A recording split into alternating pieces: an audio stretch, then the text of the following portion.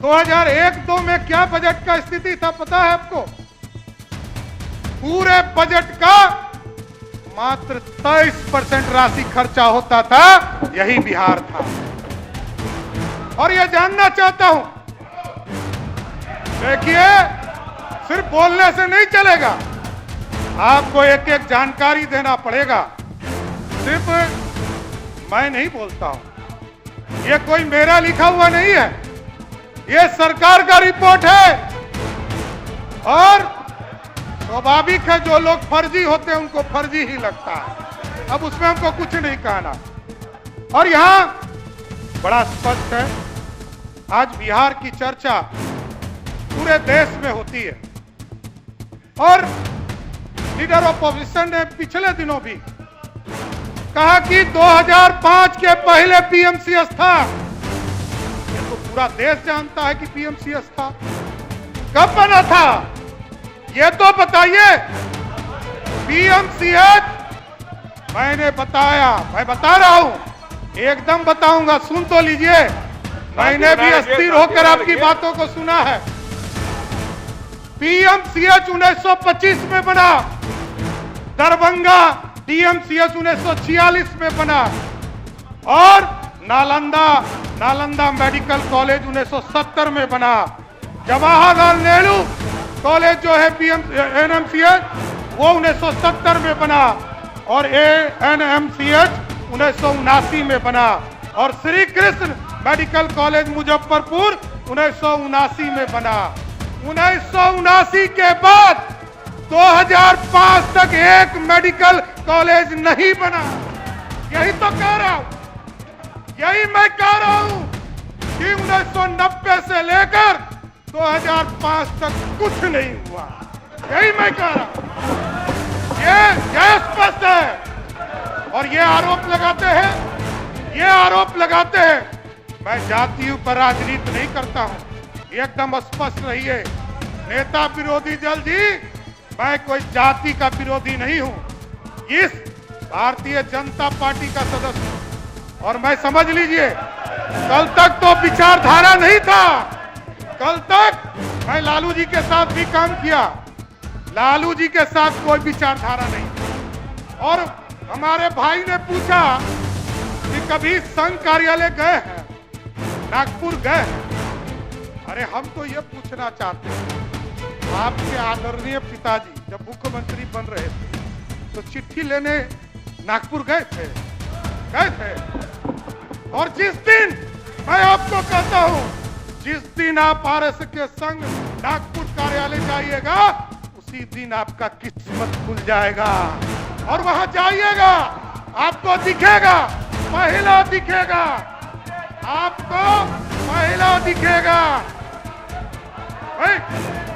वही मैं कह रहा हूं। इसलिए मैंने कहा कि जब आरएसएस के संघ कार्यालय जाइएगा तो आपका इसलिए किस्मत खुलेगा, तो घुटने के साथ आपको दिखेगा यादव निवास। आरएसएस कार्यालय में यादव निवास भी बना हुआ है। कोई दूसरा सभी वर्गों की चिंता करता है।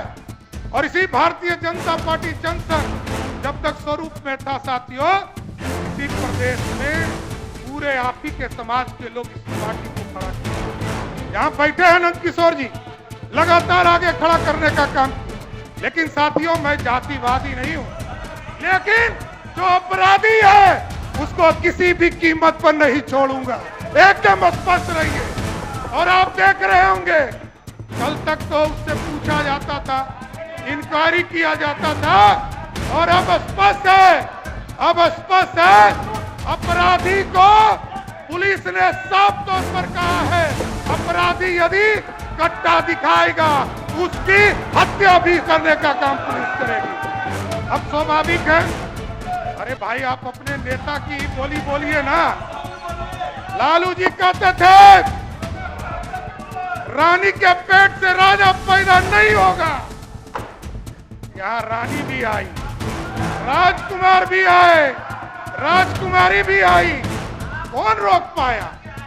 यही है लालू जी, जो बोलते हैं वो कभी नहीं करते हैं साथियों। यही मैं कह रहा हूं।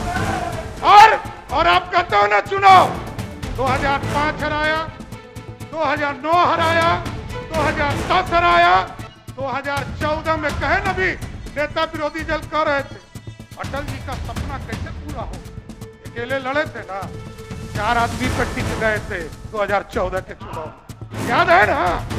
और आगे भी एकदम चैलेंज रही है, एकदम 2025 का चुनाव होगा और आप 2000 और ये कहते हैं, बार बार हमारे छोटे भाई कहते हैं कि अरे आप चुनाव जीतकर कैसे आए।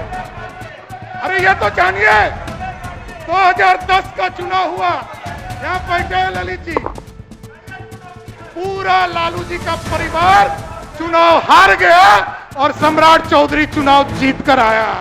यह गलतफहमी में कहा, आपके वोट के जलवा को मैं जानता हूं। 99 में लड़ा, कोई वोट आप नहीं दिला पाए, क्या है ये? आप अपना वोट जब दिला ही नहीं सकते तो आपका, अरे मैं जानता हूं, अरे स्वाभाविक है। मैंने कहा विचारधारा, ये पहली पार्टी भारतीय जनता पार्टी है जिसने विचारधारा दिया राष्ट्र को खड़ा करने के लिए।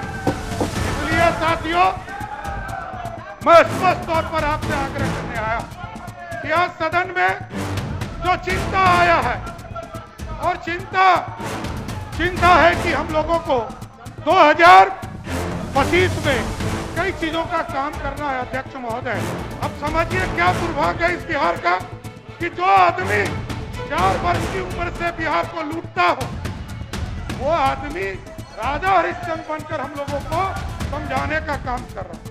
यह दुर्भाग्य है और कोई किसी संस्कृति का भी विरोध नहीं करता। हमने ये कहा है 1990 से लेकर 2005 तक लालू जी सिर्फ नाच देखते रह गए, बिहार का विकास अधूरे ही रहा, ये बात था। और सोचिए,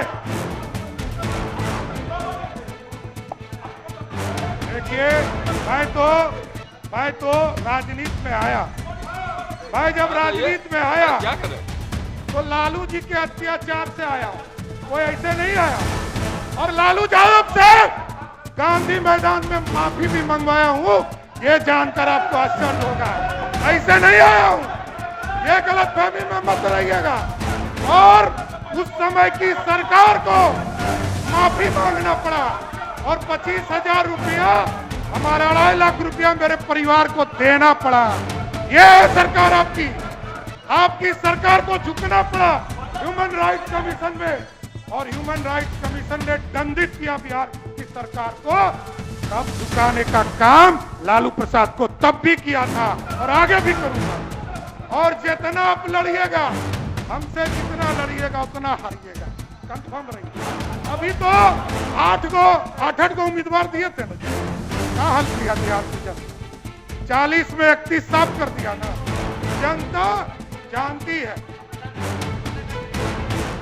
अरे गलतफहमी में है बाबू, अरे जब पूरा परिवार हार गया तब जीत के आता हूं, गलतफहमी में आप हैं।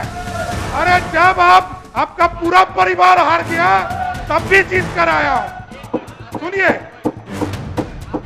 सम्राट चौधरी जी ने हम पे आरोप लगाया कि हम 4 साल की उम्र में हम घोटाला कर रहे थे। अब बोले भाई, और रिकॉर्ड में बोलिए ना, 4 साल की उम्र से आप घोटाला कर रहे हैं। उम्र मेरा 36 साल हो गया, 32 साल तक आप लोग कार्रवाई की। बैठिए, माने और देखिए, ये लोग सिर्फ खेलते हैं। लोकतंत्र में तेजस्वी जी, ये लोकतंत्र है। और लोकतंत्र में आरोप लगाया जा सकता है, लोकतंत्र में आरोप लगाया जा सकता है, लेकिन लोकतंत्र में प्रूफ करने का काम सीबीआई ने किया। और सीबीआई उस समय की तत्कालीन सरकार के पास, जब देवगौड़ा जी और इंदु कुमार गुजराल, ये लोग कहते हैं अरे भैया आप सोचिए, बिहार में आज से सरकार चल रही है, कितने लोगों पे कार्रवाई हुआ, कितने लोगों पे कार्रवाई हुआ, लेकिन इन लोगों की चिंता है सिर्फ विक्टिम का कि हमको बीजेपी के लोगों ने फंसा। अरे बीजेपी है क्या?